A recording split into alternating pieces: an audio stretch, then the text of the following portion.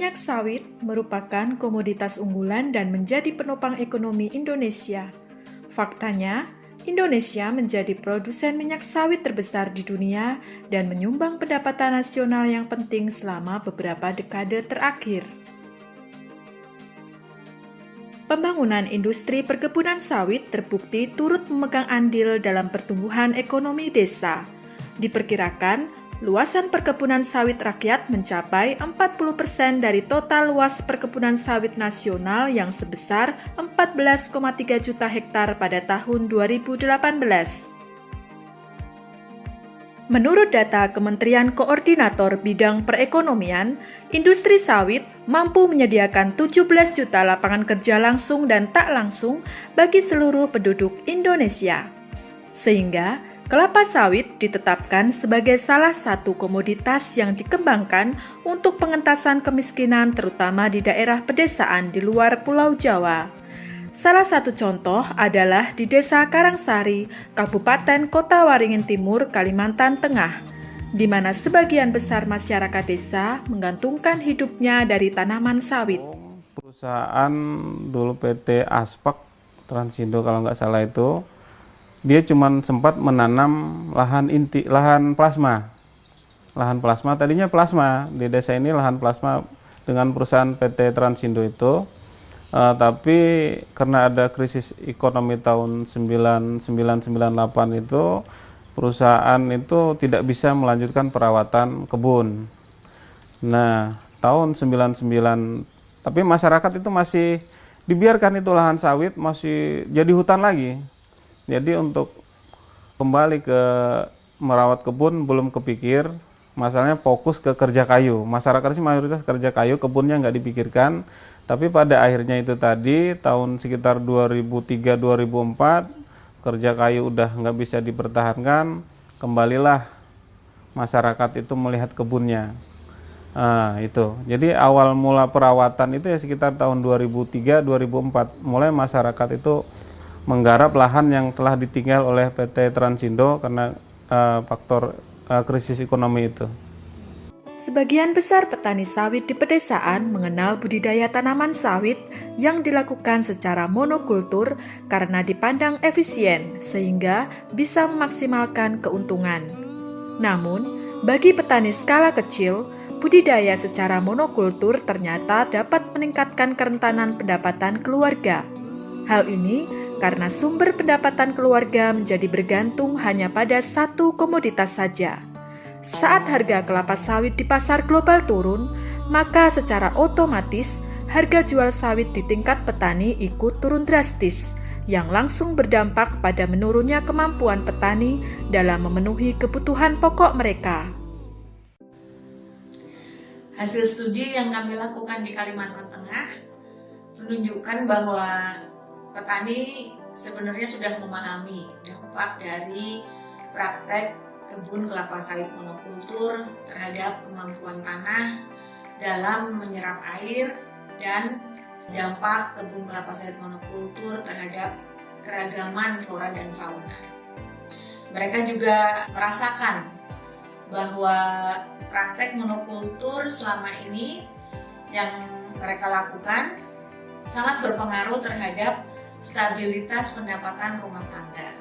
Hal ini terutama karena harga dari tandan buah segar sawit yang sangat fluktuatif dan selama beberapa bulan terakhir ini cenderung turun terus, sehingga petani merasa kesulitan dalam memenuhi kebutuhan mereka.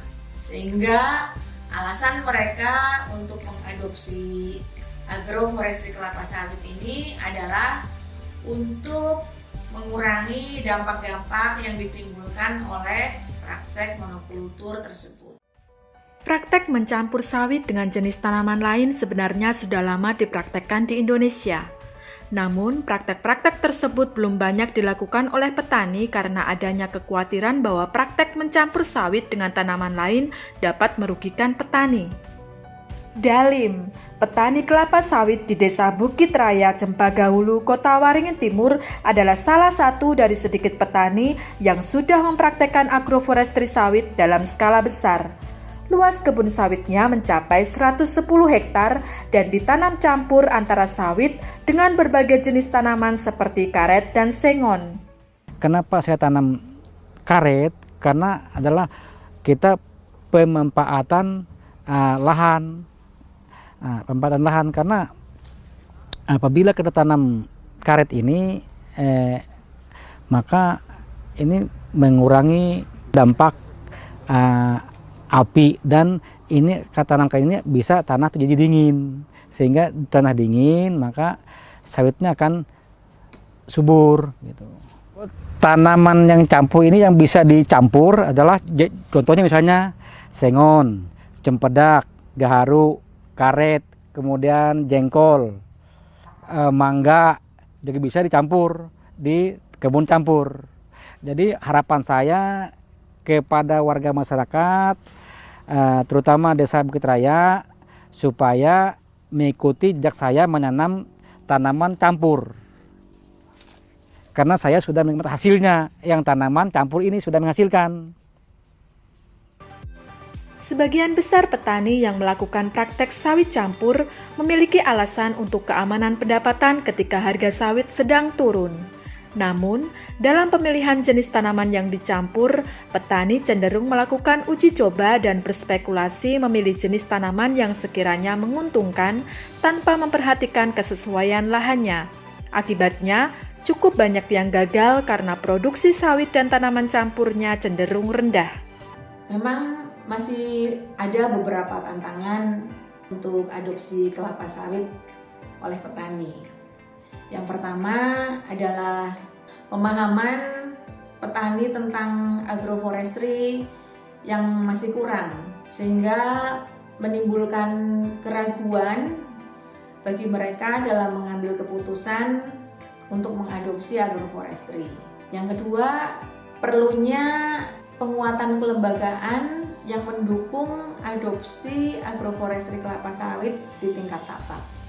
Dan yang ketiga adalah perlunya dukungan eksternal, terutama dalam menyediakan informasi atau contoh-contoh praktek baik agroforestry di tingkat tapak. Salah satu contoh uji coba pertanaman agroforestry sawit sudah dilakukan oleh Universitas Jambi melalui proyek CRC yang bekerja sama dengan Institut Pertanian Bogor, Universitas Tadulako, dan Universitas Göttingen, Jerman.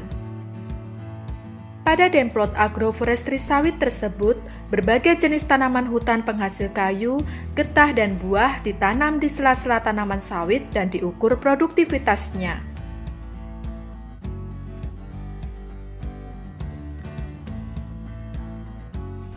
Terus kira-kira menurut Pak Edward gimana bisa mengoptimalkan di satu hamparan lahan sawit supaya bisa produktivitasnya bisa meningkat begitu?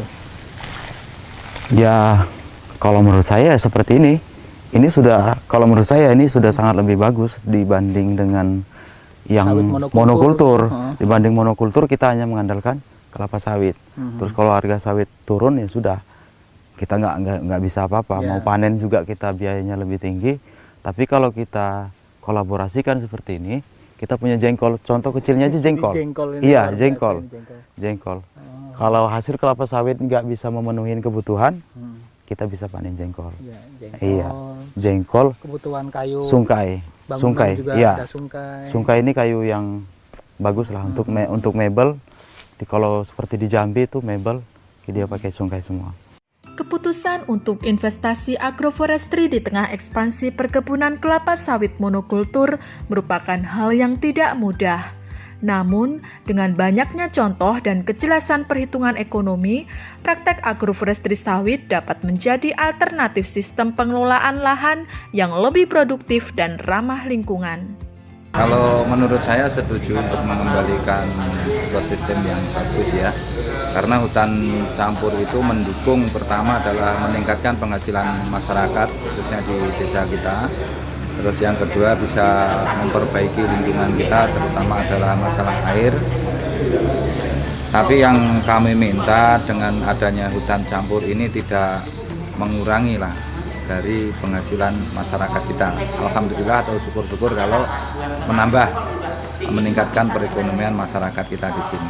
Yang bisa diandalkan itu cuman yang saya lihat, walaupun saya itu belum nanam sendiri, yang saya amati itu cuman sengon.